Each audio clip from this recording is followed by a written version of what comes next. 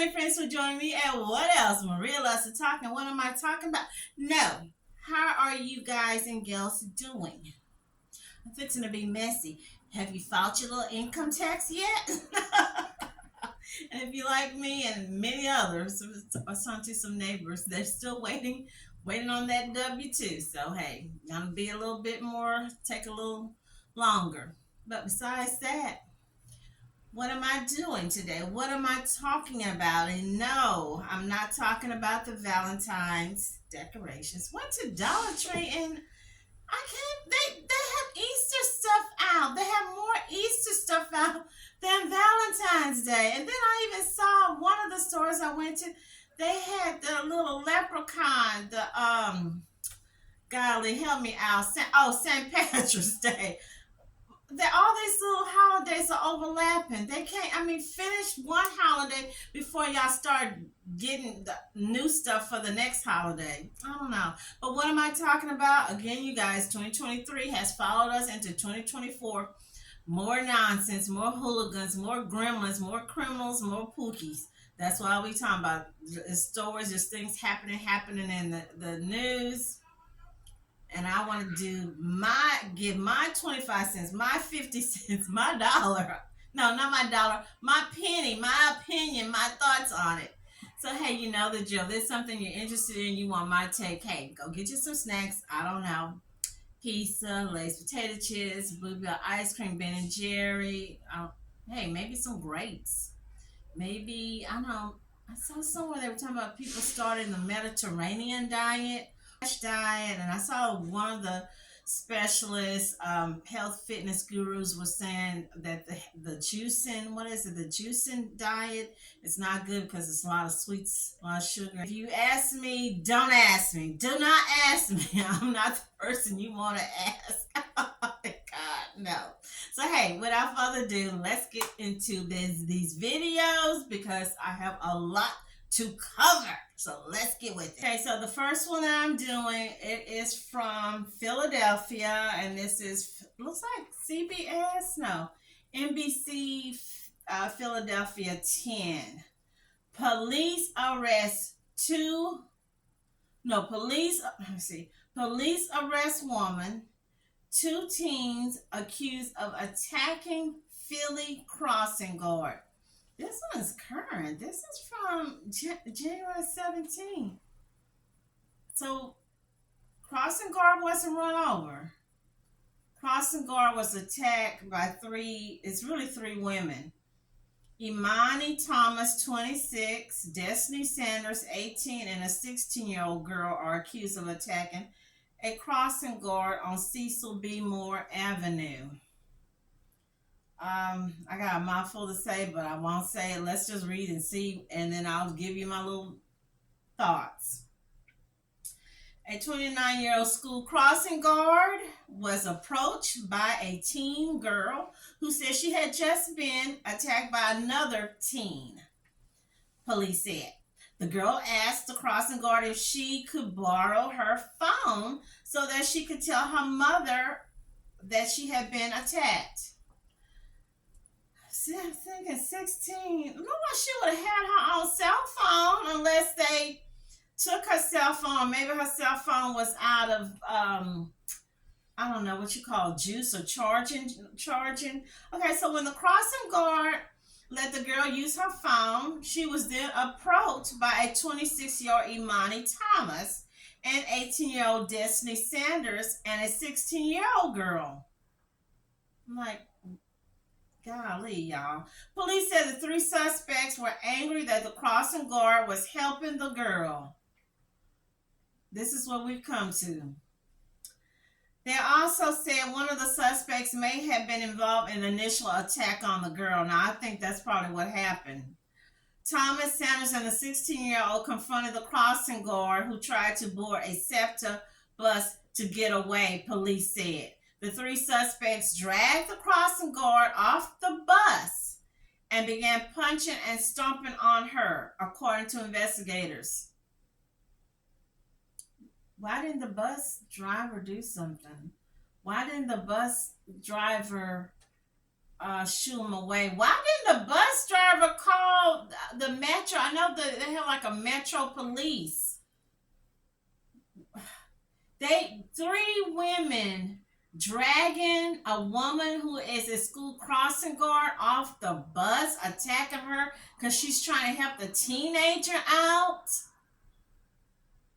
Okay, somebody's saying I couldn't believe that they would do this to someone who's out there trying to protect children every day of the week. Philadelphia Police Captain Frank Banford said. Police believe both incidents are connected and that crossing guard was targeted because she was helping that student. Tonight, they are crediting the public with helping them solve this case.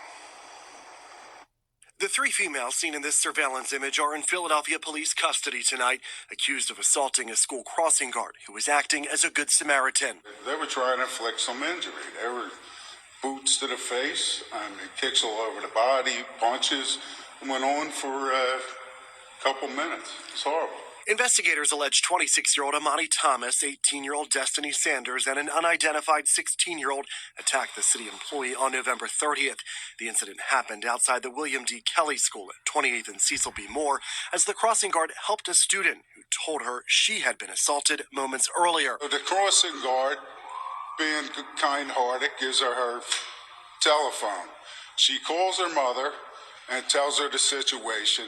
And somehow after this transpires, people get angry that the crossing guard is assisting with something that happened on the corner. Captain Frank Banford says detectives believe at least one of the suspects was involved with the assault of the student, and all three went after the 29-year-old guard when they realized she was trying to intervene. She tries to get on the bus, the 33 bus, to get away.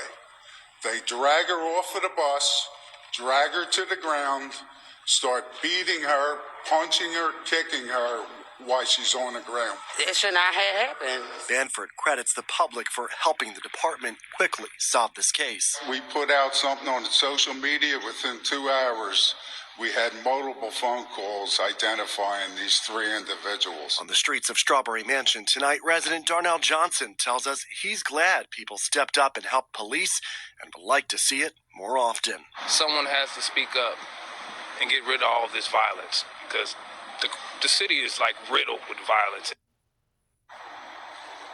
We are told the two adults were picked up by police earlier today. The teen, we are told, surrendered to authorities. As for the crossing guard, police tell us that she suffered bruises to her face, body, and hands as an end is expected to physically recover.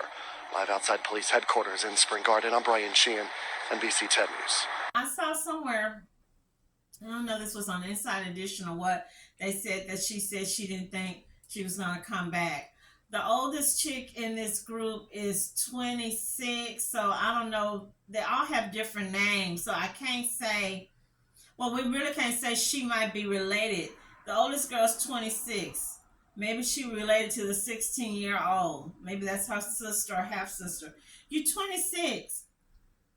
You are older than the 16-year-old. You're older than the 18-year-old. You, the adult, you should be setting a positive example. So instead of setting a positive example, being a role model, she's helping them to go, wow, to be like rabid, animals, rabid coyotes, rabid, I don't know. I hate to use that word hyenas, but that's basically what they was acting like. And that's scary. This woman was trying to work. She's working, trying to protect the kids, helping a child, and instead of them just disperse, they attack her, start whipping up on the crossing guard. I don't know what to say other than they please don't give them probation. And they knew what they were doing. They're going at her face. So they were trying to mess this woman, disfigure this woman's face up. Shame on them. Prayers that this lady, I don't know if they gave the lady, they didn't even put her name out there. They need to give her, she needs a GoFundMe. She really does. When I hear about kids or anyone cutting up, acting up, being violent on these school campuses, it really upsets me, because when you think about the children in some of these third world countries, like in different parts of Africa, India. I don't know. Is India considered a third world country? Hey, you guys, y'all know where I'm going. I saw where they were showing kids in a little raggedy room, overcrowding on a little raggedy wooden bench. They all were different ages, and it was flooding. I guess it had rained, and the water was just flooded, and they were still in school trying to learn, not being disrespectful to the teachers, not being disrespectful to the principal. Then I saw another picture, looked like it was somewhere in the Amazon or maybe somewhere in one of the Latin American countries. Kids was walking on this long bridge across the water, and it looks scary because if you make the wrong move, you can fall into that big lake and no telling what's in that water. Trying to get to school, and we got these type of wayward, disrespectful, violent kids and adults terrorizing the school, terrorizing the teachers, the school guards, even cafeteria workers, the bus drivers. Not to mention the ones that want to carry guns to school and threaten the school that they're gonna do something bad. It's a lot on these kids. These kids got a lot they got to go through these days. Moving on to our next one. And I hope this girl, they give her a GoFundMe and prayers go out to her. Moving on to the next story. This is from local10.com. Police, Broward, Broward, teen admits to lying about being ambushed and raped. This is another one, but they admitted that they told a little fib, and I thought you're not supposed to lie to the police. I'm just saying. Pembroke Pines, Florida, a 17-year-old girl from Pembroke told police that she lied about being ambushed and then raped last weekend. The detectives confirmed Thursday morning. The teen, who was not identified, she should be identified. She should be identified, and her picture should be shown out there because she tried to get some other people in trouble and get them arrested with a record.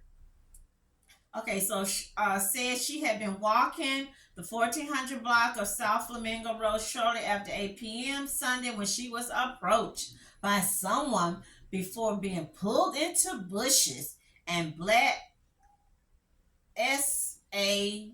battered. Okay, so she said she was battered. According to authorities, the victim admitted to detectives that she fabricated the story. We are following a shocking development in Pembroke Pines where police say a teen lied about being raped. Local 10 crime specialist Bridget Matter is live with this developing story. Bridget. This 17-year-old girl at first described a violent rape off of a busy road. Now police say that she confessed she made it all up.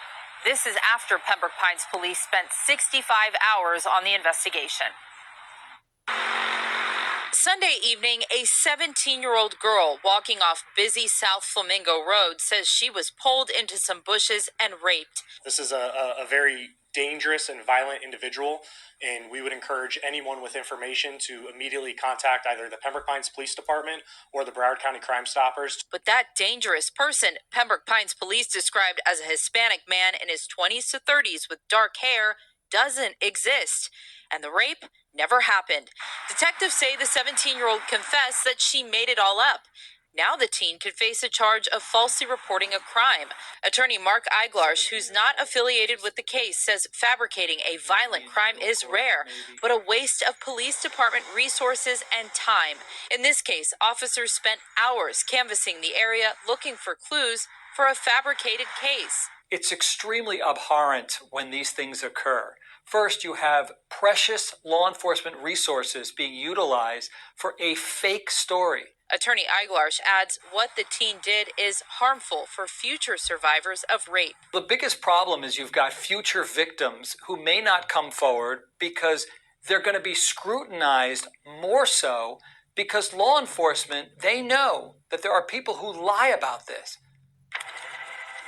I did ask Pembroke Pines police if they are going to file charges, if any charges will be filed. They say that's not known at this time. Eiglarsh does not believe that this teen will face charges If so, though, she is facing up to a year in jail. We're live in Pembroke Pines. Bridget Matter, Local 10 News. Okay, Bridget, thanks. The only description they were given of the alleged attacker was a man between 20 to 30 years of age with dark hair. That's half of Florida. That's like not half of Florida. That's more than half of Florida. That's what 80% of Florida? Okay, what are y'all gonna do, Pembroke? What are y'all gonna do? How you stop this is by throwing the book at these people. Way back, and this is in Florida, way back in the day, and no, I'm not gonna go into a complete detail of history. A lot of men, a lot of chocolate black men, even the ones that look like Drake, was lynched, castrated, testicles, penis cut off, communities burned down because somebody said he raped me, he looked at me, he talked to me nasty. Then watch my video I did. I'm gonna pin it up. The young woman in England, how she was running around lying on mainly Indian men, dark Indian, Pakistani men, saying that they raped her and this person did that, and people was really believing her. And I thought they had some kind of way to test. Shouldn't have there been some kind of DNA or something? They didn't do. I don't know. But no, homie. This little girl, this little lion, cry wolf. She needs maybe a year worth of community service. Have her working in one of those batter shelters. Parents should pay a fine, restitution, maybe even probation. But don't give her a little slap. Don't give her a little tap. That's not good enough. Okay.